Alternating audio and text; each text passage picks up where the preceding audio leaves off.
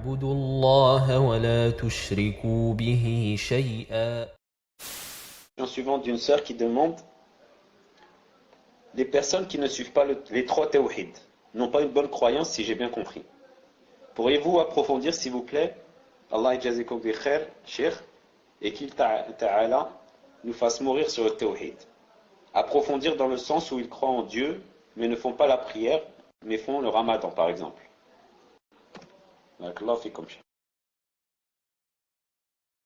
En fait, la question qu'a posée cette personne est une question un peu délicate, en ce sens où les savants, est-ce que vous m'entendez?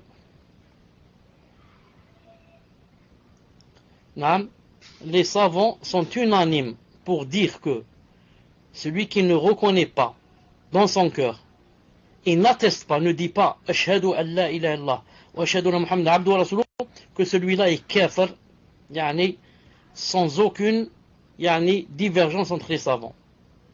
Ensuite viennent les 5 piliers, les 4 autres piliers. Et le deuxième pilier après la shahada, c'est la salat. Sur ce pilier, les savants ont divergé. Est-ce que celui qui ne la fait pas, il est kafir ou il n'est pas kafir? Beaucoup et la plupart ont dit celui qui ne la fait pas, il est kafir. Et certains, comme les 4 imams, les 4 grands imams, et aussi Cheikh Al-Albani rahimahullah, dit que s'il ne la fait pas par paresse, il n'est pas kafir. Qu'est-ce que ça veut dire par paresse? Ça veut dire des fois il l'a fait, ensuite il reste comme ça. Une année, 2 ans, il ne la fait pas. Ensuite il l'a fait, ensuite quelques temps, il ne la fait pas. Et comme ça, par paresse. Ils ont dit celui-là, il n'est pas kafir. Donc maintenant, si on va mettre de côté aussi la salat, dans laquelle il y a divergence, vont venir les 3 autres piliers.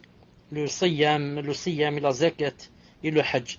Ceux-là, dans ces 3 piliers, les savants sont unanimes pour dire que s'il reconnaît le caractère obligatoire de ces 3 piliers, mais il ne les fait pas, il n'est pas kafir.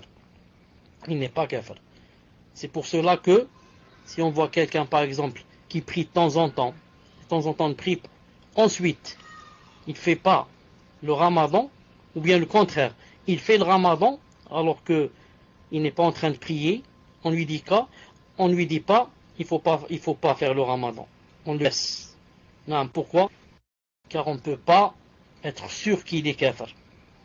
Tant que il fait l'attestation, les 2 attestations, et tant que il prie de temps en temps, ou alors il a prié au moins une fois dans sa vie, ou bien, même si on peut dire, il ne prie pas, mais reconnaît le caractère de la salat. C'est pour ça que Ibn Taymiyyah, dans Majmou' al-Fatawa, a dit quelqu'un qui ne prie pas par paresse, c'est quelqu'un qui a fait quoi? S'il reconnaît le caractère obligatoire de la salat, il a dit c'est quelqu'un qui a fait la moitié de son devoir.